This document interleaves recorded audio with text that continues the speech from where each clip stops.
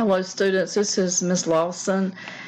Yesterday, during the class time, you told me that you were not able to see the Excel file that I was demonstrating how to do how to determine the functions and how to do the conditional formatting. So I'm not sure what happened. I probably need a little more practice, but anyway, I said I would do a video to show you what I was explaining yesterday. So that's what I'm going to do right now. For the Excel module 2, you only have to do the 1A.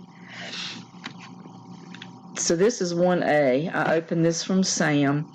You'll need to open the instructions, which is what I normally give to you, the handouts that we have printed. But you'll have to open the instructions yourself, and they're on the very first. They're on the same page in SAM as the start file is. So this is your start file. This is for a company that makes clothing, and so they want to determine if they made any money for the years 2018 through 2021. So this is their worksheet. Remember that sales is the same as income. This is how much money that is taken in. So with people it's income, with companies they call it sales. So this is how much money they made or how much money they took in during a particular year. Your expenses are the same thing as like the bills that you pay out. So we call them bills and expenses. Companies call them expenses. So what the company wants to know for their profit means they made money. They want to know how much money did they make, or did they make any money. So in this particular spreadsheet, that's what you're going to determine. And remember that your profit is determined by subtracting your expenses from your sales. So for the money that you took in for the year, which is your sales, you got to subtract how much went out, and that would be your profit. So that's what we're going to determine in the spreadsheet. So we're going to do sum functions, average functions, which is the new one, min function, which is a new function, and max function, which is a new one. So let's go up here to the to the top of the worksheet. Let's do the total row first. So the total, we would use the sum function. So the sum function, I'm going to go up here to the backward E, and I'm going to click on sum, and I want to add from B5 to B8, which is the women's, sales, men's, children, and babies. So my formula looks correct. You notice you got your dancing lines around the numbers, and it shows here what your formula, what the range of your formula is. It's B5 to B8 and everything in between. So that looks correct. I'm going to press enter.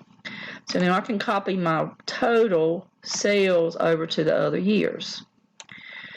And that's how much their sales were in all of those years. Okay, so the first function that we're going to use, well, not the first one, the first new function that we're going to use is the average function.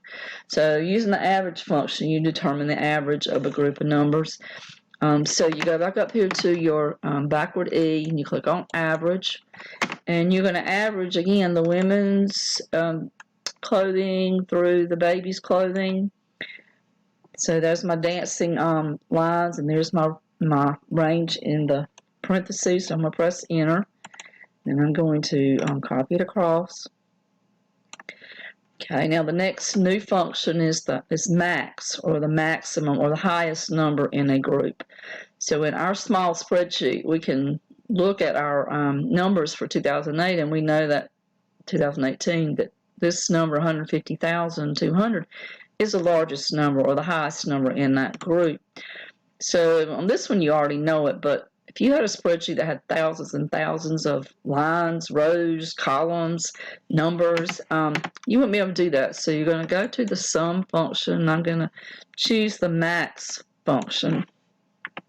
I think I said that wrong. You're going to go to the function button and choose the max function. So again, we're going to we want to find the largest number from the women's clothing to the babies. That looks correct. Press enter, and you're looking up here, the number is correct. So I'm going to use the field handle and copy that formula across. When I say formula, I meant the functions formula / function in whatever's in the cell.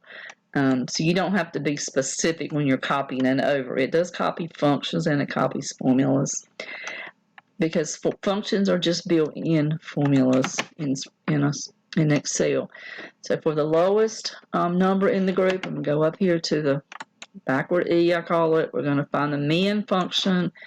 Going to find the lowest number for 2018. So we're going to start the women's, go to the babies, press the enter button, and that gives us the lowest number in our range or our group, and then I'm going to copy it across, and then we have our information about our sales. Okay, now the worksheet already has expenses totaled up, so we don't have to do that. We do have to go down here to the bottom and determine our profit. And again, your profit is, did you make any money? You want your profit to be above zero. If your profit is below zero, in a business especially, but even in your income at home, something has to be adjusted. You either got too much going out or not enough coming in, and maybe you need to look at your expenses, or maybe you need to try to sell more. It just varies, but looking at the numbers can tell a business, what they need to work on. So let's determine the profit for 2018. So now this is not a function. This is not built in. I actually have to type this, so this is a formula. All the formulas in Excel start with the equal sign, so I'm going to type the equal sign. And what I'm going to do, I'm going to subtract the expenses from my sales. Okay, so I'm going to click on the sales total, which is B9, which is correct. Then I'm going to choose the minus sign. We're going to subtract the expenses for 2018, which would be B19 cell, and press enter. So this is how much money was left over in 2018. So they did make a profit. Their number is above zero. So now I'm going to copy that formula all the way across. Okay, now if you just look at these numbers, you notice one of them's in parentheses. And what this means is that particular year, 2019, they didn't make any money. In fact, they were minus $13,000. So they're going to have to figure out what happened in 2019 that made us lose that much money, because if you lose that much money in a year, you can't stay in business, so you got to make decisions and changes. So it looks like for the other years they made their changes, and 2021 they had a really good year. So this is where conditional formatting is can help you. Instead of you having to look at the numbers and studying them, especially in a large spreadsheet, you can use conditional formatting, and it'll highlight or color or whatever you choose. It will bring attention to those cells based on whatever you tell it that you're looking for. So I'm going to highlight the profit numbers, and I'm going to go to conditional formatting, and I'm going to do it two different ways. I'm going to go to the new rule. Now I have to select my rule. Okay, my rule is going to be format only cells that contain. All right, what do we want to contain? Remember, less than zero is not good, so we want to choose less than the number zero. So this would be different depending on. This could be different depending on what you're looking for, but in our case, we're looking for any cells that have less than zero, the number's less than zero. So then you format it, and in this option here, you can pick your own, let's pick red. You can pick your own colors. You could do the border a certain color. I'm going to do the fill, and I'm going to make it like a gray color. So what it's going to show is any of these cells that I highlighted that are below zero are going to be gray with red letters in them, or red characters. And if you notice, that's what happened to 2019. So that shows me, if I'm just looking at this worksheet that I have for my company, that immediately jumps out at me that something went on in 2019 that I need to look at. So I'm going to undo that. I'm going to do conditional formatting in another way.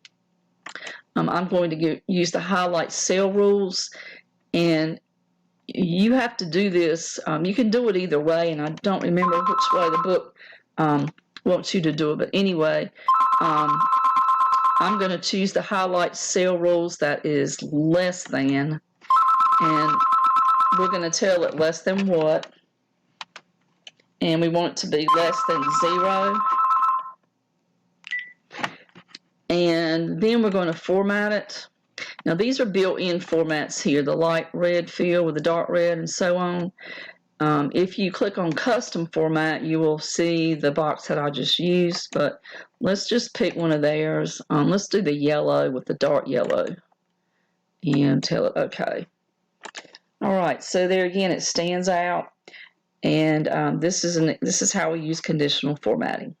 Okay, so for 1A, I'm not going to do all the formatting, the whole worksheet. If you notice right here, you cannot see that rough stitch clothing line there. This is where you're going to have to make your cells not wider. You're going to make them the height. You're going to change the height of the cells.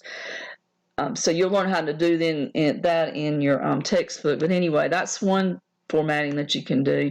Looks like you need some dollar signs in certain places, and I'm not sure what other formatting they have you do, but some formatting is already done. So just follow the instructions in the A Excel module 2, the A part. And if you have any problems, just give me a call, and I will be glad to help you. And I will see you next Monday.